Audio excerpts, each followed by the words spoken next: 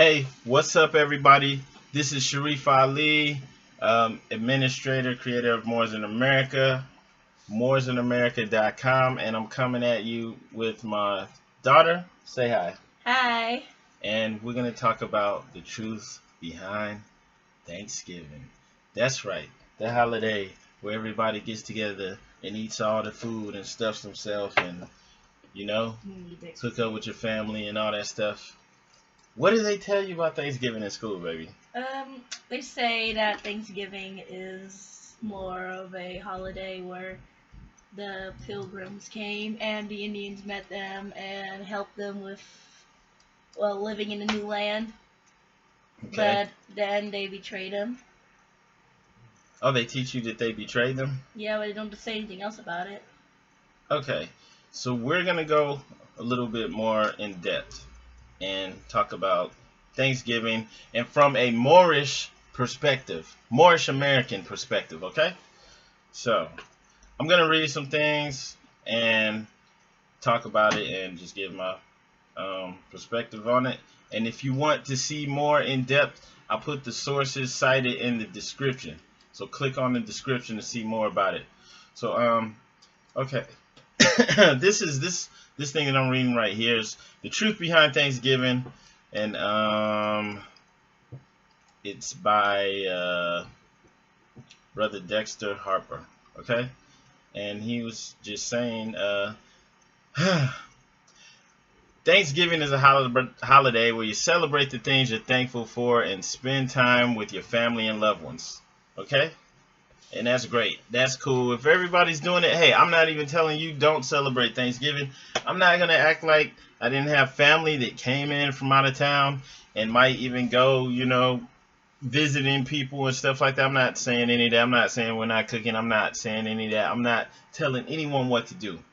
But I'm going to share something because, like, what they taught me in school and what they taught my daughter, what they're teaching my daughter, and what anyone else who has children is learning, you need to get another perspective, so that, especially for Moorish Americans, so that you can educate yourself and your children, and so that we don't come up believing lies and all this stupid mess.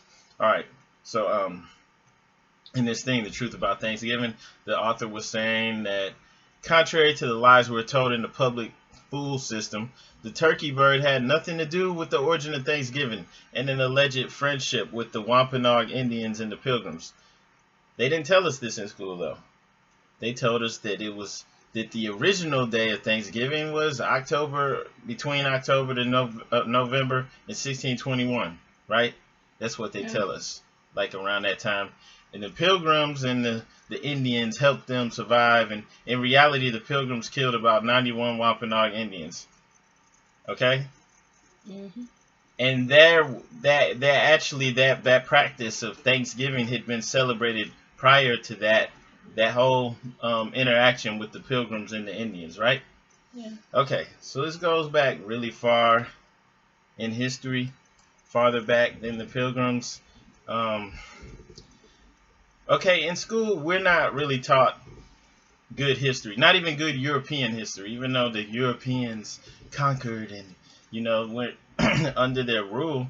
You're not even really taught about Europe. Okay, so if you want a real history lesson, you have to think about what's not typically taught from a European perspective. What you want to say, baby? Okay, in the year 711 AD, what happened? This is a very important and historical year for Muslims. Do you want to read? Yeah.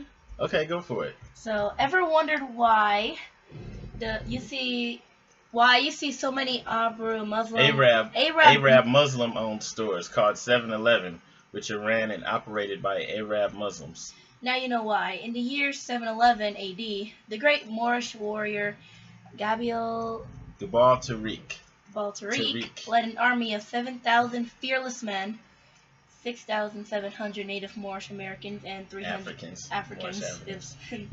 Moorish Africans, and 300 Arabs on the coast of Spain. On April 30th, Tariq and his army crossed the Strait of Hercules. He seized the Great Cliff and a portion of land around it, deeming its I can't say that. Strategically important and beneficial, he instructed his army to construct a fortress on the site, which his men named after him out of respect and admiration. They named this area Rock of Jabal, and it was later corrupted to Rock of Gibraltar. Now, like after the Moors arrived, life would never be the same in Europe, right? Yeah. The Moors, basically, they brought technology and all types of things to Europe that improved life for Europeans' peers. So the quality of life in Europe went up drastically after the Moors came. They set up the first universities. They set up bathhouses because the Europeans, for the most part, didn't like bathing, didn't like being clean. So they had to like set laws and things to get people used to bathing and grooming themselves, and set up schools. There's great spectacular advances in medicine, science, architecture, the invention of eyeglasses, the invention of the science called orthodontics, antiseptics, alcohol, silver nitrate, hundreds of more profound innovations. So the architectural innovation of the Great Mosque of Cordova's in Spain, is still one of the major sites to see in Spain, so people still go to Spain. Spain used to be called Alhambra, or a portion of Spain was called Alhambra. The name for that entire region was Al-Andalus, right? Yeah. And so you can still go to these places in Spain, and there's still mosques there, and there's still elements of that whole Moorish Islamic flavor still there. So the Moors also invented the magnetic compass and the astrolabe, two medieval instruments that would later help Europeans travel the western seas and come into contact with all the original peoples of the earth that they would later enslave, okay, for economic growth and prosperity. Okay, so we're hitting on it. We're getting to the real meaning of Thanksgiving. So Spain became sophisticated and beautiful and stunning, you know, with the incredible fortresses and the mosques, libraries, schools, all the Moorish cities. You had water fountains. You actually had running water. So they wouldn't even tell you this when you talk about the past, like in the year 900, 1100. You wouldn't think people had running water. They actually had running water. They had lights. They had all types of things. And these were black people, dark-skinned people. They started to get lighter over time. You had people who were mating with the Europeans, but these were black people, and I don't even want to say black. They were Moors.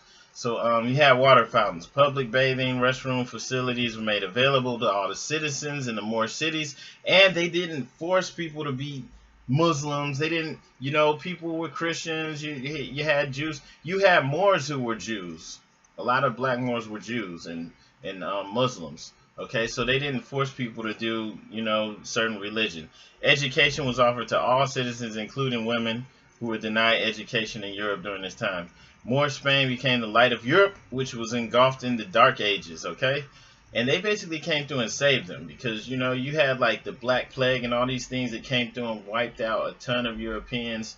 And like, it was because of their living conditions for the most part. They were throwing, the excrement out the window just in the street and then wondering why everyone's dying, because they had this problem with vermin because of the nasty living conditions, okay? Mm-hmm. And even the Native Americans later on talked about that in America when the colonists, they talked about how they could smell them from miles away. Wherever they set up camp, it was horrible and nasty. So the standard of living in Al-Andalus in Spain far exceeded that of the Europeans, the rest of the Europeans, Northern Europe. Okay, they were jealous and envious of the Moors' accomplishments in Spain. They were also jealous because like Moors were seen as almost like gods, and that's how come like the standard of beauty even still to this day is tall, dark, and handsome. Amore, love. Amore is the word for love. So like the Moors were like held up in esteem, and even when you go to Europe to this day, you still see statues and paintings and all these things that were made back then to commemorate the Moors. Even though now it's not so.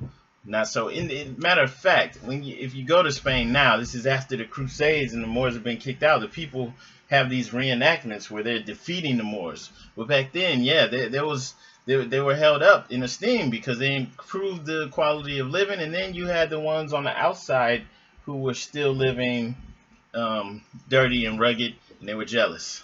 Okay?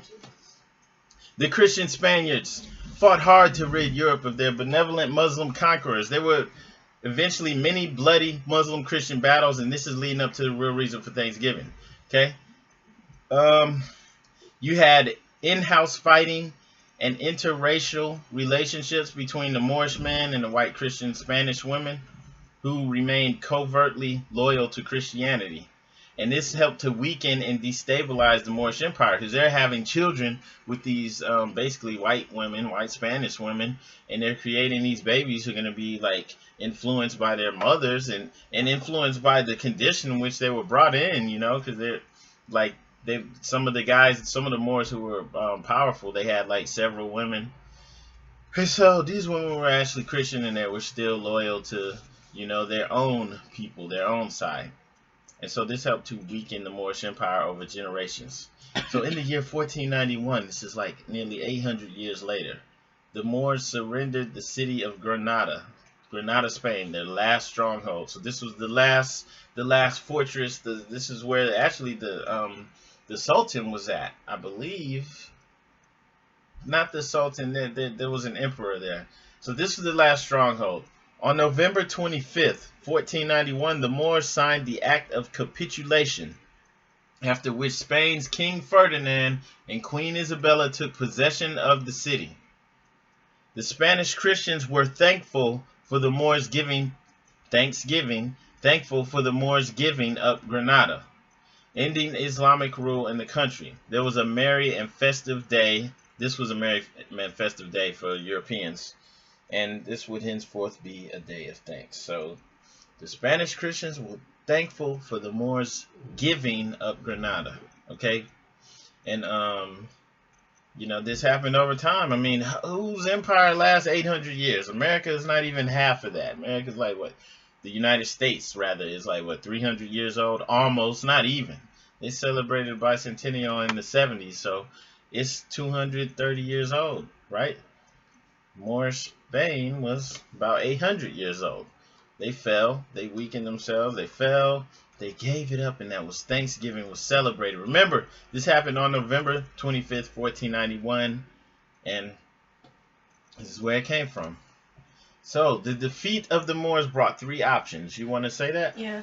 So, one was replace their Islamic and Asiatic customs with European customs and Christianity. 2 was to be expelled from Spain, or 3 to face execution. Okay, so the Moors, after they gave up Granada, that's all they had, you know, to pick from. They stay there and they convert to Christianity and become Moriscos. That's what the ones who converted to Christianity were called, Moriscos. I heard that. Or they leave, get the F out, run, get out of here. Or you stay there and get killed.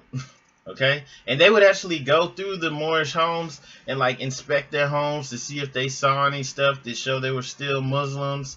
I mean, it was crazy, right? Life was hard for them, and you know, it was crazy. It was difficult. So after the expulsion of the Moors, Cardinal Ximenes, backed by Pope Alexander VI of Rome and Queen Isabella, ordered the destruction of the beautiful and stunning Moorish libraries and mosques. A lot of hatred behind that. This is what raised them up, having these libraries and schools set up, you know, and having clean living conditions. That they hated them. They hated them for that. So many Moors were driven into West Africa and were later captured and sold into America as slaves. Check that out. Some of these slaves came on the slave ships of Christopher Columbus, a Spanish Jew, who was commissioned by Queen Isabella on his voyage to the New World. Many other Moors sought refuge in the country of Anatolia. These expelled Moors, Muslims, from Spain would later be called Turks, as in Turkish Moors. And the country now is called Turkey. Okay? After the expulsion of the Moors, Europeans began to annually celebrate November 25th. There would be great feasts all over Spain and Europe. Turkey bird was not the main meat dish served. It would be a fat roasted pig with an apple in his mouth, representing or symbolizing rebirth or a new beginning. Europeans ate so much on this feast day that virtually nobody would work the next day, which explains why corporate jobs give their employees the day after Thanksgiving off. Years later, which is usually November 26th, Europeans began to take revenge on the Moors, now called Turks, because of the basically the relations they had with the white Spanish women, right? The black men Moors were mockingly called turkeys and were called this by European men because of their alleged wild and uncivilized nature, even though they were the ones that were uncivilized. European Christians would now go on a turkey shoot or a turkey hunt. The hunting of the stern Moor from Turkey, Anatolia, became a highly regarded act by Europeans at the time. In the process of the turkey shoot, Europeans would engage in the wholesale slaughter of the black-skinned Turkish Moors. Innocent Moors would be hunted down cold-blooded by European Christians. Many others would be captured, tied by their wrists and ankles with rope, and roasted alive.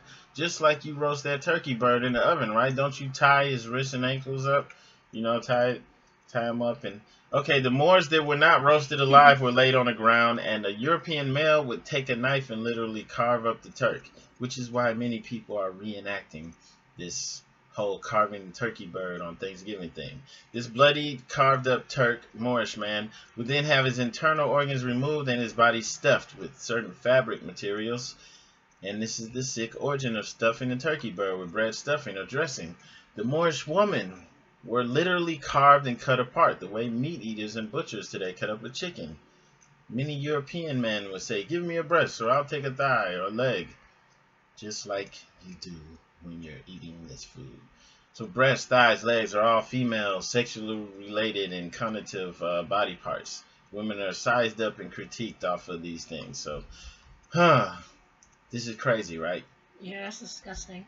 After this violent and brutal act, European men would engage in joyous merrymaking, which would culminate with a great big feast. That is what you call Thanksgiving, and eagerly celebrate every year under the false notion that you are celebrating the friendly act and feast between Native Americans, so-called Indians, and the European settlers called Pilgrims. Okay, and in regards to the African Americans, descendants of the great Moors that foolishly today celebrate Thanksgiving, yes, they celebrate Thanksgiving and feast the same way the Europeans did after they conquered the Moors on November 25th, 1491.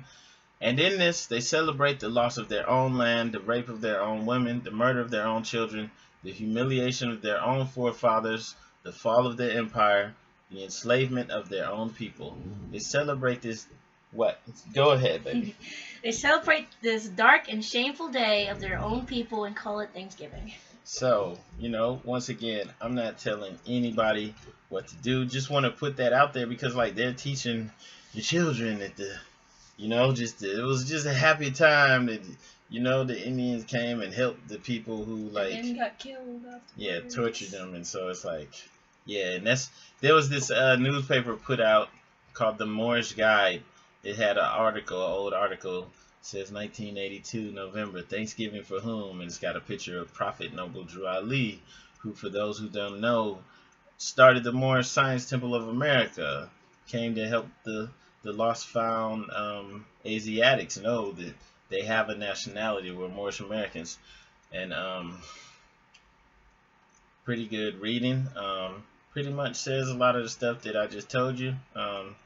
You don't really know the history of Thanksgiving, or that it's celebrating the death and surrender of our own so-called black forefathers.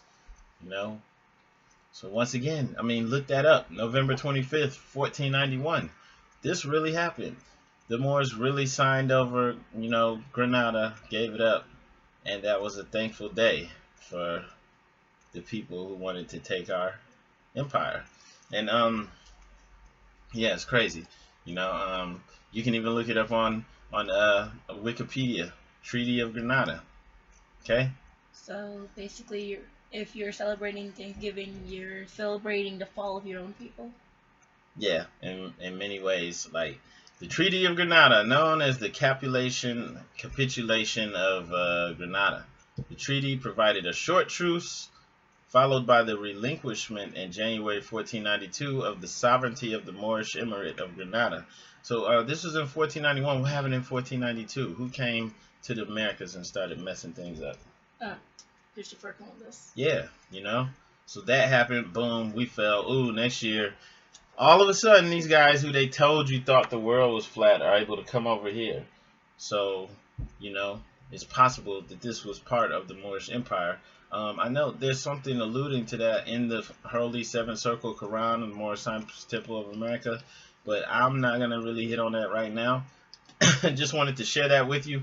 Go to the website, bookmark it, share it with your family and friends. www.moorsinamerica.com, MOORSINAMERICA.com. Um, uh, just click the buttons at the top of the page. We're on Facebook. We have a Facebook page, a like page. You need to like that page. You also need to join the group. The group has like a lot of people in there. Also on YouTube, subscribe to us on YouTube. You're probably watching this on YouTube. If you're watching this on Facebook anywhere else, go to Moors in America. YouTube /Moors in America and the number 7. And that's us. Subscribe. We're on Twitter too. And that's it. So there you go. Now you know. All right. Peace.